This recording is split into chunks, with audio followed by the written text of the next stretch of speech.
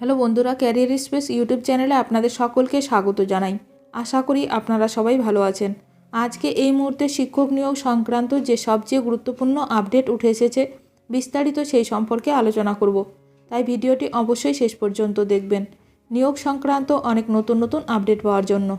যারা চ্যানেলে নতুন তারা চ্যানেলটিকে সাবস্ক্রাইব করে পাশে থাকা বেল বাটনে প্রেস করে অল নোটিফিকেশানটিকে অন করে রাখবেন, কারণ এমন ধরনের লেটেস্ট আপডেট নিয়ে এই চ্যানেলে সবসময় ভিডিও আপলোড করা হয়ে থাকে। টেটে 15টি প্রশ্নে ভুল, হাইকোর্টে মামলা 500 জনের। পর্ষদকে স্থায়ী সমাধান করতে বলল হাইকোর্ট। প্রাথমিক টেট নিয়ে ফের জটিলতা বাড়ল। টেট নিয়ে মামলা দায়ের হলো কলকাতা হাইকোর্টে।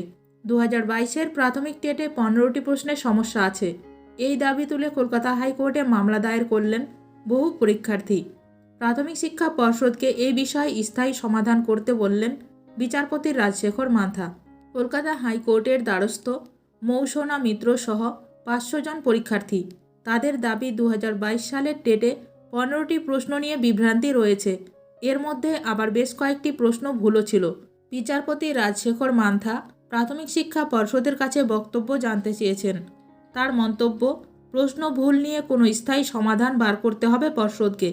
কী পদক্ষেপ নেওয়া হবে সেই বিষয়ে পরবর্তী শুনানিতে আদালতকে জানাতে হবে, না হলে আদালতে নীতি নির্ধারণ করবে। এই বিষয়ে আবেদনকারী চাকরি প্রার্থীদের আইনজীবী বিক্রম বন্দ্যোপাধ্যায় দাবি করেছেন, টেট পরীক্ষায় দেখা যায় প্রতিবারই প্রশ্ন ভুল হচ্ছে।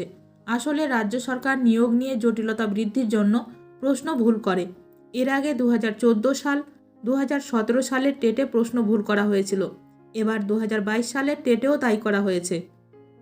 এই নিয়ে আদালতের প্রাথমিক পর্যবেক্ষণ, প্রশ্ন ভুল হলে কোনো ক্ষেত্রে কাদের নম্বর দেওয়া হবে, কাদের দেওয়া হবে না, সেই নিয়ে পর্ষদকে নীতি নির্ধারণ করতে হবে। আগামী 20 মার্চ এই মামলার পরবর্তী শুনানি। প্রাথমিক শিক্ষা পর্ষদকে জানাতে হবে যে প্রশ্ন ভুল হলে কোন ক্ষেত্রে কাদের নম্বর দেওয়া হবে, কাদের দেওয়া হবে না। এখন দেখার বিষয় আগামী 20 মার্চ এই মামলার শুনানির কী গুরুত্বপূর্ণ রায় দেন বিচারপতি। শিক্ষক নিয়োগ সংক্রান্ত যে কোনো আপডেট সবার প্রথমে পেতে এখনই আমার চ্যানেলটি সাবস্ক্রাইব করে রাখুন। ভিডিওটি ভালো লাগলে অবশ্যই লাইক করবেন। আজকের ভিডিওটি এখানেই শেষ করলাম।